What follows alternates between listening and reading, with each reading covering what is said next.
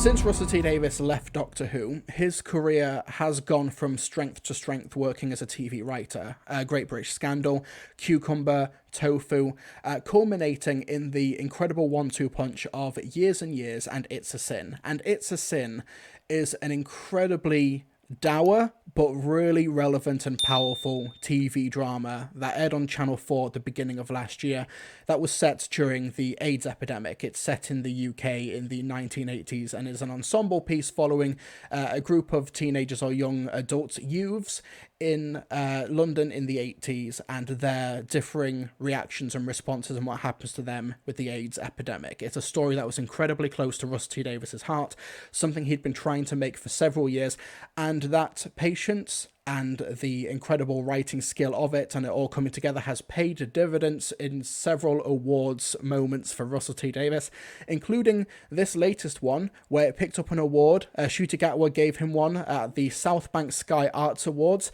and Russell T Davies had this incredible speech to give after receiving the award. Representing them. It's also worth saying, while I've got this stage, this was made by Channel 4.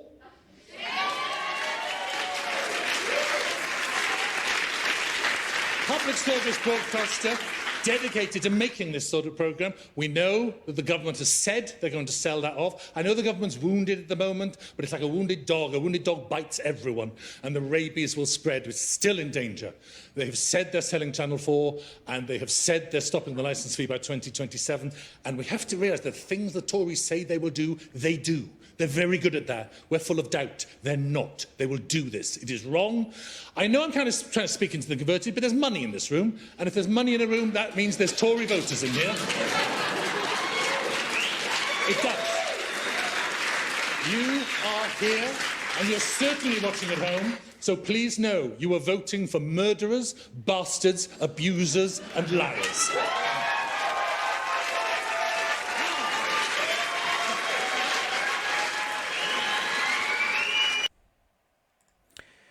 Absolutely based.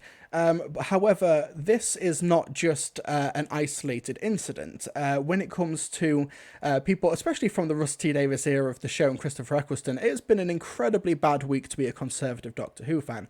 You had this Instagram account, which people have checked whether or not this comment is actually like real, whether or not this really happened. To contrary different responses, some people have said, I've seen the comment, some people have said that I can't find it, that there's no record of it. But literally Lance J on Instagram, Russell, I love Doctor Who and you as showrunner. Why did you block me on my main account? To which he responds, because you're a Republican with a kiss. We also had this Instagram post as well from Christopher Eccleston saying, stop Rwanda, hashtag, as in the stop the government's policy to send migrants to Rwanda, which is an inhumane, incredibly cruel policy.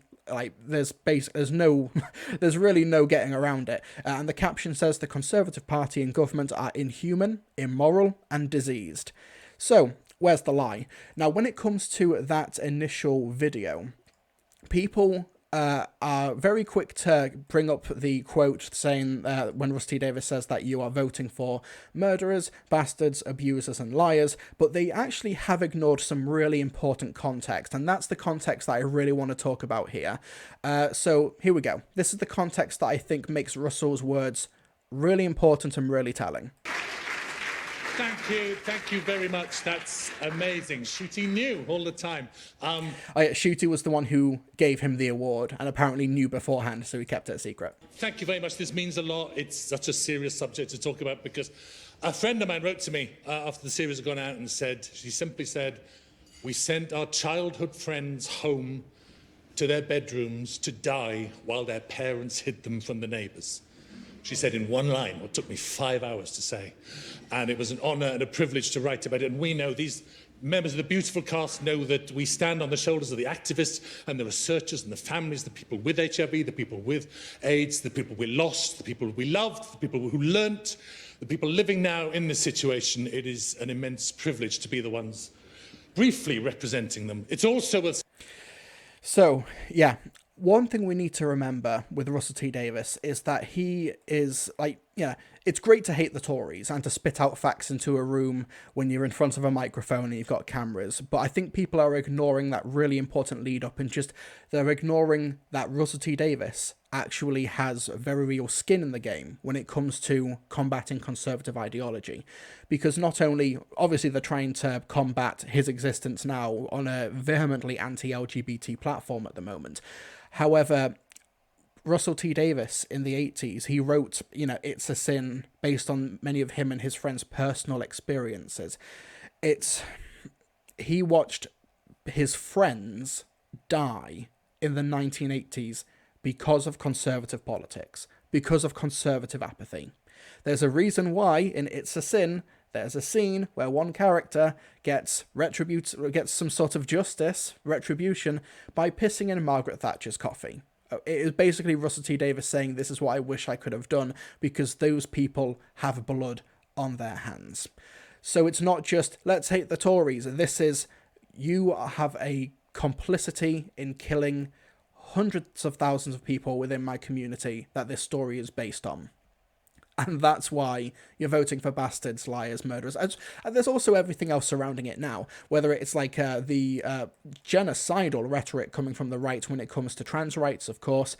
And of course, I've seen people on Twitter as well calling Russell T Davies a groomer just because he's gay, and they will still have the absolute pissing tenacity to say, oh, why are you being so mean to us, Russell? Why are you being so cruel? Why are you insulting us? You're calling him a pedophile because he's gay. If anything, Russell T Davies calling you bastards, abusers, liars, and murderers, he's going soft on you, okay? He's pulling his punches. If anything, he's being too nice. Because when you have a political ideology, which for all intents and purposes now is less a political affiliation and more akin to a death cult, I think that these words and these rhetorics are not only important, but pretty vital, and I think Russell T Davies being able to stand up for his community, not just on a professional capacity, because like you mentioned at the beginning of that clip, they're trying to take down Channel 4. One reason they're trying to take down Channel 4, the wheels got in motion because Boris Johnson, before a leaders' debate, was too cowardly to turn up to a climate change debate on Channel 4, so he didn't attend because he's a climate change denier. So then Channel 4 put a block of melting ice on his podium, and then after that, Boris was like, how do we shut down Channel 4? Not because they want to try and make it powerful in the free market or try and free the restraints or whatever the hell those buzzwords mean, but because they want less opposition, because they want less speech. The political right at the moment are so, vehemently cruel that it's... Honestly, to call them anything less than what like Christopher Eccleston does here is quite frankly dishonest. Now, first things first, sending migrants, people who want to come to this country because they're fleeing persecution or wanting to try and have a better life for themselves, partly because of conservative policies, that they're fleeing from in the first place. However, then sending them to Rwanda, a place which is known for its human rights abuses. So just sending them morally is terrible. It doesn't matter if it's cost efficient, but it's also not cost efficient. It's going to cost over £600,000 to send one person to Rwanda. And they would rather do that than just set up a base in Calais or something so that migrants can actually claim asylum and then they can have safe passage to the UK. They would rather send them to Rwanda at massive expense than do basic human empathy, because the cruelty is the point. Conservatism in its modern form is cruelty. There's no other way to describe it. When you have leaders' debates happening over the past couple of weeks, when it comes to Rishi Sunak and Liz Truss, and this happens at the same time when the UK has record-breaking temperatures, people and communities over the past week have burnt to the ground. Thousands of people have died, excess deaths, and there's no talk on climate policy, on climate action, nothing at all. Cost of a living crisis, no, they've got no plan. They don't care, because it is more akin to a death cult. Now in America, it's partly understandable, partly because the right in America have been overtaken by basically religious fanatics who believe that the end is nigh, so let's kill everyone. But in the UK, it is just cruelty. We don't have that sort of evangelical Christian wing in the Conservative Party. So it is just cruelty for the sake of cruelty, and abject fascism. Gianluca wasn't euro 1 million per person. Between 600,000 to 1 million, either way, it's going to cost substantially more than just setting up a building or two in Calais and letting migrants cross over. Because at the end of the day, they're okay with deaths. When it comes to Boris Johnson and saying, let the bodies pile high in their thousands, missing all those Cobra meetings, as tens of thousands of people were dying, they were partying behind the scenes. Where Dominic Cummings says, just protect the economy, doesn't matter if old people die. When you've got Steve Bannon, outright neo-Nazi, advising Boris Johnson's campaign for the 2019 election, American politics is informing UK politics, absolutely. But yeah, so when Russ T Davies comes on TV and says that, yes, you are voting for murderers, bastards, abusers, and liars, he's going soft. He is absolutely going soft. What I've seen as well, when people are calling Russ T Davies a groomer just for being gay, and then they take offence, they pretend to be offended when he calls you abusers and murderers and liars. I do declare, we only want him dead. We only want him and his kind completely wiped off the face of the earth. But he called us names. Like, get in the bin. Get in the bin.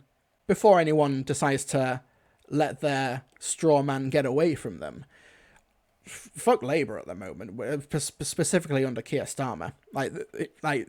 There's massive worker revolt happening at the moment with strikes across the country, including an option where in October many people may just outright stop paying for their energy bills as a form of civil unrest and protest. And there's actually real cause and real passion and outcry for the public public ownership of things like rail and transport and defending our NHS. They're not even showing up.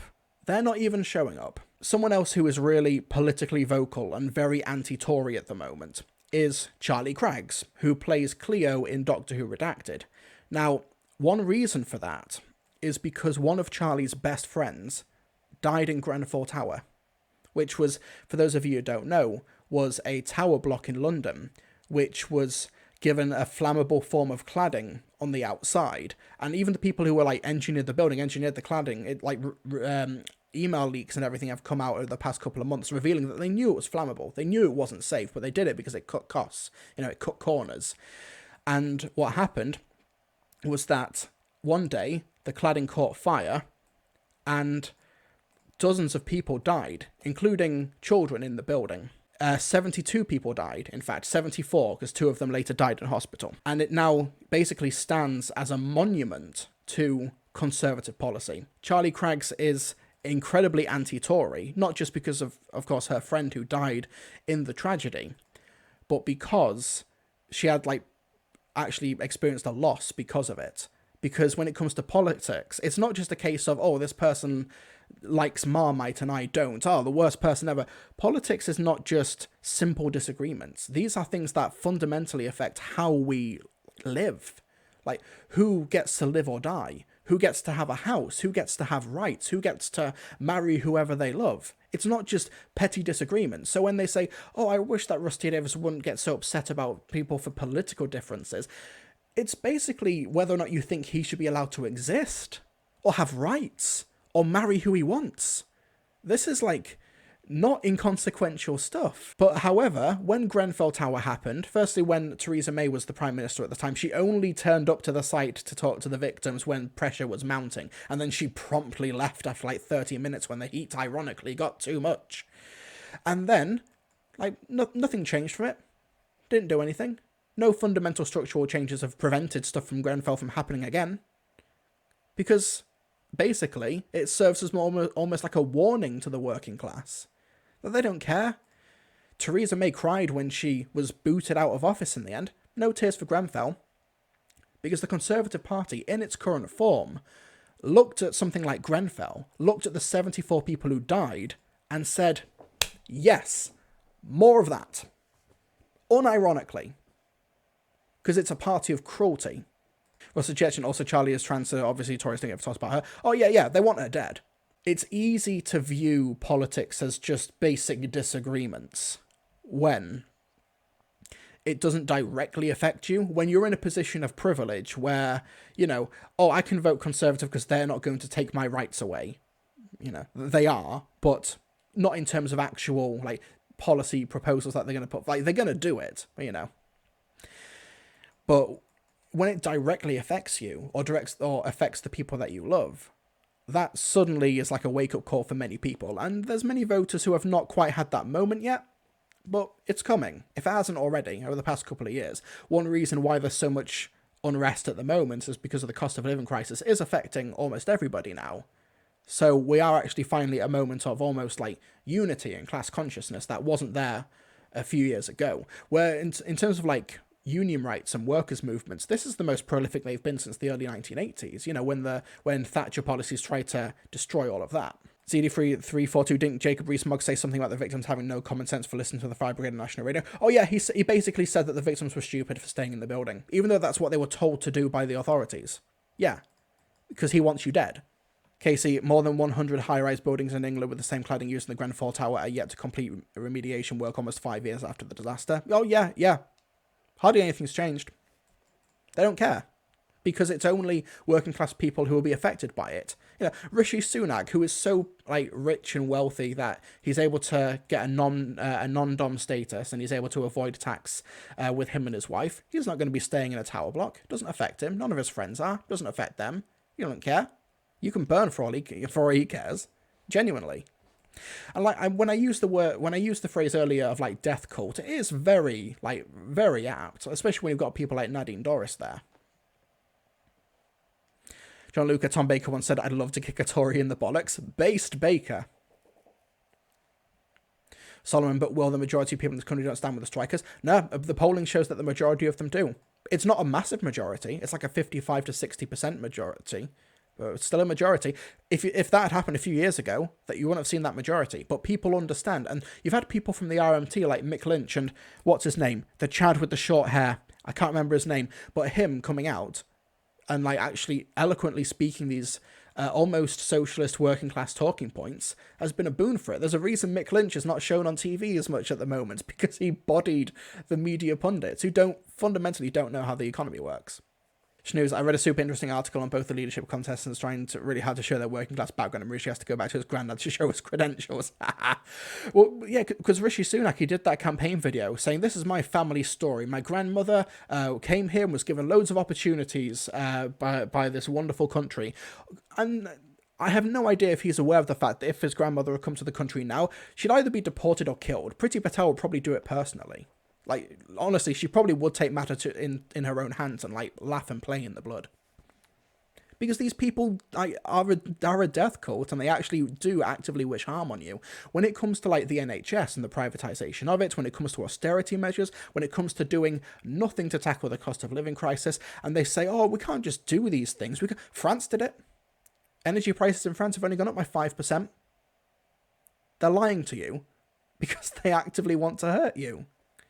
So when Russell T Davies, who has like experience, you know, when he watched his friends die in the 80s because of conservative politics, goes up on a microphone and says, you are voting for murderers, bastards, abusers, and liars, not only is he completely correct, but, you know what, end of sentence, he is completely correct. I know that some people say that they, you know, like, why is so much of media, like, left-wing? However, like, think of it this way. Like, you're not going to get a biography of, like, Margaret Thatcher, like a biopic or an inspirational made-for-TV series, like, showing her triumphantly tear down the miners' strikes. Yeah? You're not going to get a TV series where Donald Trump heroically stops black people from going into his casinos. Because for the most part, obviously liberals are the majority in the world, okay? Like, at least in the UK and America, the liberals are the majority, unfortunately. But we can hopefully change their minds. But like, for the most part, they're able to differentiate between basic right and wrong. So it's why when people watch It's a Sin, you're rooting for the people in the show who are being victimized by these political systems. No one's rooting for Margaret Thatcher watching It's a Sin. You'd have to be depraved to be doing that. Basic right or wrong, unfortunately, in many stories, does come down a political line. It's why films like The Iron Lady and Darkest Hour went to great pains to completely sidestep actual political ideology of the conservative leaders. It's why even in stories like The Crown, we never really get into what Winston Churchill did as a leader outside of his wartime stuff. You know, pay attention to that next time you watch a TV series that follows politicians.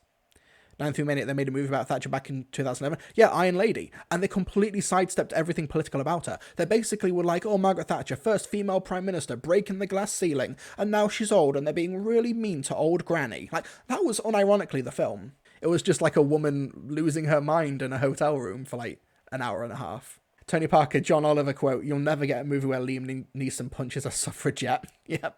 Zero Cover, I swear Tories love Winston and Thatcher, even if they were horrible people. Oh, well, like, the thing is that I'd take Winston Churchill over Boris Johnson. Boris Johnson did a autobiography of Winston Churchill, and he genuinely wrote in it that he thought that Winston Churchill opposing the Nazis was just political opportunism. That was the only thing that he could possibly think of as to why Churchill would have opposed the Third Reich. It did not enter Boris Johnson's mind to oppose fascism just for ideological reasons. And that's scary. That man was leader. That man was prime minister. And blood is on his hands. Undeniably. So I'm afraid you don't really, as a conservative, you don't get to clutch your pearls as the bodies pile high in their thousands and feign outrage when Rusty Davies spits basic truisms and, for all intents and purposes, goes easy on you. And you're not just seeing this in politics either. Like, last week, the #1 podcast on the planet, the Joe Rogan Experience, was talking about shooting homeless people because, they actually, have some belongings. Oh, they're they're a sore sight, let's shoot them down.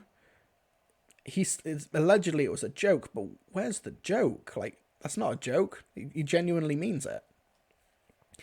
And also last week, the #1 political commentator on YouTube, Tim Pool, was saying that all LGBTQ people are pedophiles. Unambiguous language there. How do you expect everyone else to react? Conservatives make up about 30% of the population. They are the minority. It's only because they have a really galvanized voter base, a really passionate voter base, that they are able to have political power the way they do. And also with the first past the post voting system, so we're not super democratic. When you've got Republicans in America, where nearly 200 of them in the House voted to make sure no one has rights to contraception. Like, something as basic as that, because it is about cruelty. John, how far down the fascism pipeline are we? Oh, we're there.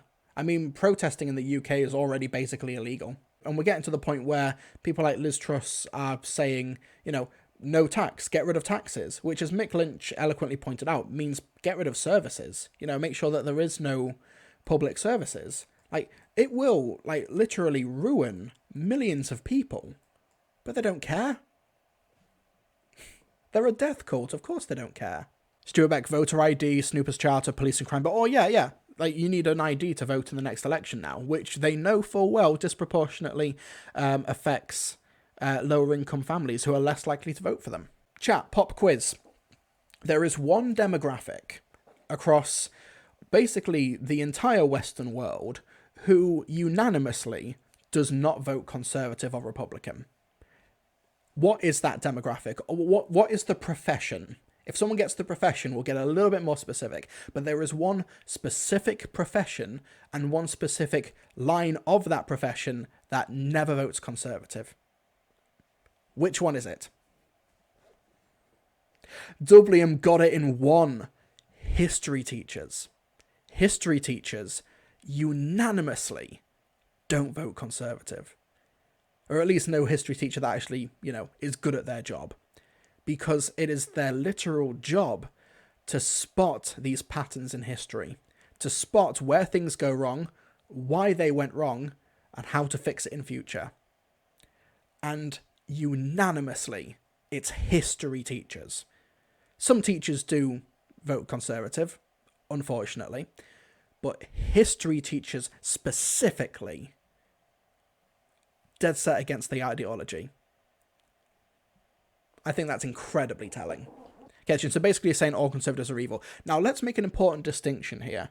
Now, this is a Doctor Who live stream. let's get specific here. If you are someone who votes Conservative, then I do think you are at least enabling of evil. But that doesn't necessarily mean that you support all of the policies. Maybe, for example, you could have been tricked by propaganda. Maybe you think the opponent is worse, although, to be fair, if you believe that, it's probably because you've been lied to by Conservatives. Or you could be in the case of, like, what I was mentioning earlier, people who are in a position of privilege where they just see voting as, oh, let's put on a nice hat and go out to our town hall and tick X in the box for the person in the nice suit. A lot of people view politics like that. I actually had a friend, like, really progressive, but they were just like, yeah, I voted for that guy because, you know, he just seemed nice, and yeah, all right, yeah. They don't follow politics. They were just like, okay, it's because whoever my parents vote for, whoever my parents told me to vote for, like, I don't have a problem with them ideologically, but they, you know, hopefully they'll know better, and I think it's up to people to, you know, steer them in the right direction. But people who actually self-identify as a conservative, who actually stay politically involved and still align with that ideology, despite the demonstrable cruelty, despite its constant failure to address systemic issues, or more often than not, being the cause of these systemic issues. Evil might not be the word I'd use, but it is unquestionable cruelty. Question, what if they believe they are just helping people with conservative policies? Then, honestly, it's to do with propaganda, or misinformation, or just a lack of political knowledge in general. Like, there was somebody I knew as well who voted Conservative because that's what their parents did, and they had, like, swallowed it hook, line, and sinker. Someone who, like, believed that, fishermen would benefit from Brexit, and that was one reason they voted for Brexit. And it's like, my dude, one reason fishermen are being screwed over in the past, like, 20, 30 years is because of Margaret Thatcher policies, and then emboldened worse by David Cameron stuff. Like, often, the Conservative strategy, more or less, is cause all of the problems, and then blame everyone else for the problems that you caused so that they'll vote for you again. Unironically, that's the strategy. You're seeing it right now in the leadership debates. Like, oh, we are going to get this country back on track, we're going to fix everything. Who's been in charge for the past 12 years? It is no exaggeration to say that we have not had anything resembling a functioning government for over a decade. No exaggeration. Nothing's improving, nothing's getting done, infrastructure's crumbling, funding's going out the window, often being embezzled by conservatives. Like, it's honestly, it's basically as close to objective reality as you can get. I know I said about Labour earlier, but we can't blame for the 12 years of Tory austerity. No, that's true. But, like, for example, if Corbyn had won in 2019, and then COVID happens, I still think it would have been really catastrophic for the country. I don't think it would have been as bad. I think, honestly, the death toll could have been half or maybe even a third of what it actually ended up being, or still continues to be. We're still not out of this. Because austerity has ruined the NHS for the past, 12 years. Genuinely, moves are being made within the UK political right right now to ban abortion. One reason for that is not an ideological reason, but it's because in order to privatise the NHS and sell it off to American buyers, they also need to be ideologically in line with, the American buyers who are trying to ban abortion at the moment, or the Republicans trying to ban abortion in the US at the moment, and Biden's doing jack all about it. So then, they ban abortion here to placate the Americans. If the cruelty is not the point, it becomes about profit. And what we've got as well with people like Rishi Sunak, Liz Truss, Nadine Dorries, Boris Johnson, Dominic Raab, etc., etc. Don't underestimate the fact that we are, at the end of the day, just dealing with incredibly unintelligent and unexceptional people. Like, Rishi Sunak genuinely does not know how the economy works. Or at the very least, he's okay with going on TV and radio and admitting or appearing to not know how the economy works despite being Chancellor of the Exchequer.